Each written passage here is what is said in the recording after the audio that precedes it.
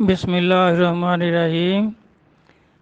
بعض علماء کرام یہ فرماتے ہیں کہ کئی جانور ایسے ہیں جن کی قربانی جائز نہیں ہے، جن میں وہ بھینس، نیل گائے، ہرنی، بارہ سنگا وغیرہ کہ ان جانوروں کے نام قرآن و حدیث میں نہیں ہیں، اس لیے ان کی قربانی نہیں ہو سکتی۔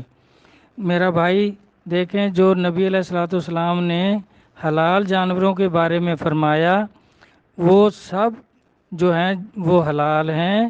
وہ ان کی نشانی آپ نے کیا فرمائی ہے کہ جو چوپائے جو ہیں، چار ٹانگوں والے جو جانور ہیں وہ گھاس کھاتے ہیں، جگالی کرتے ہیں، وہ سب حلال ہیں۔ تو اس طرح بھینس جو ہے، اب دیکھیں اس کی جو صفات ہیں، اس کی جو علامات ہیں وہ گائے سے ملتی ہیں۔ جیسے گائے کے جسم پر بال ہوتے ہیں، بھینس کے بھی بال ہیں، وہ بھی بچہ جنتی ہے، یہ بھی بچہ جنتی ہے، وہ بھی دودھ پلاتی ہے، یہ بھی دودھ پلاتی ہے، وہ بھی گھاس کھاتی ہے، یہ بھی گھاس کھاتی ہے، اس کے بھی سینگ ہیں، اس کے بھی سینگ ہیں، یعنی اس میں ساری علامتیں جو ہیں وہ گائے والی حلال جانوروں والی ہیں۔ اور یہ جو انہوں نے بنائی ہے کہ کھور پھٹے ہوئے ہوں اور پتہ نہیں کیا کیا، بھائی یہ نہیں علامتیں نبی علیہ الصلوۃ والسلام نے یہ نہیں بیان فرمائی۔ یہ چاروں جانور جو ہیں، آپ دیکھیں، بھینس گھاس کھاتی ہے اور جگالی کرتی ہے، یہ حلال جانور ہے۔ نیل گائے بالکل حلال جانور ہے، وہ بھی گھاس کھاتی ہے اور جگالی کرتی ہے۔ ہرنی بھی بالکل بکری کی طرح ہوتی ہے، بکری کی قسم ہے، اس کے بھی جسم پر بال ہیں، دودھ دیتی ہے، گھاس کھاتی ہے، جگالی کرتی ہے۔ اور بارہ سنگا جو ہے یہ بھی ہرن کی نسل ہے، اس کے 12 سینگ ہوتے ہیں، ہرن کے 2 سینگ ہوتے ہیں، تو یہ اسی کی نسل ہے۔ تو یہ بھی گھاس کھاتا ہے اور جگالی کرتا ہے۔ تو جتنے بھی جانور حلال ہیں، 4 پاؤں والے جانور جو حلال جانور ہیں، سب کی قربانی جائز ہے۔ کیوں؟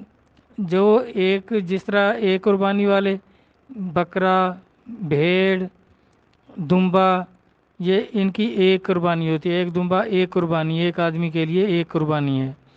تو اب اسی طرح ان میں بھی ہرنی اور بارہ سنگا جو ہیں یہ ایک ایک قربانی، نیل گائے اور بھینس یہ 7 قربانیاں اس کی ہو جاتی ہیں۔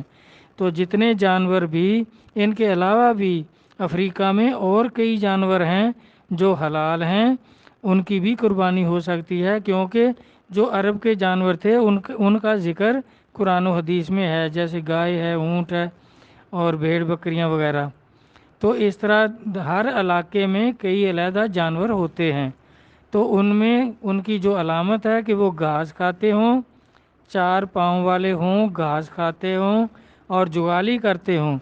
جس علاقے میں جو بھی جانور اس قسم کے ہوں گے وہ حلال جانور ہیں، ان کی قربانی ہو سکتی ہے۔ یہ کہنا کہ جی بھینس کا قرآن میں ذکر نہیں ہے، تو بھائی اس طرح تو بہت جانوروں کے ذکر نہیں ہے۔ پرندوں کے بارے میں بھی جو سرکار نے فرمایا ہے قانون، وہ بھی یہی ہے کہ جو پاؤں میں پکڑ کر چونچ کے ساتھ توڑے وہ پرندہ حرام ہے، تو اس کو نہیں کھا سکتے۔ جو اپنی چونچ سے ہی اس کو ایسے ٹپا ٹپا کر توڑے اور کھائے وہ حلال ہے، اس کو آپ کھا سکتے ہیں ذبح کر کے۔ تو اس طرح جو حلال جانور ہیں، چوپائے ہیں اور گھاس کھاتے ہیں، جگالی کرتے ہیں، ان کی قربانی جائز ہے۔ اللہ تبارک تعالیٰ سمجھنے کی توفیق عطا فرمائے، آمین۔ اللہ حافظ۔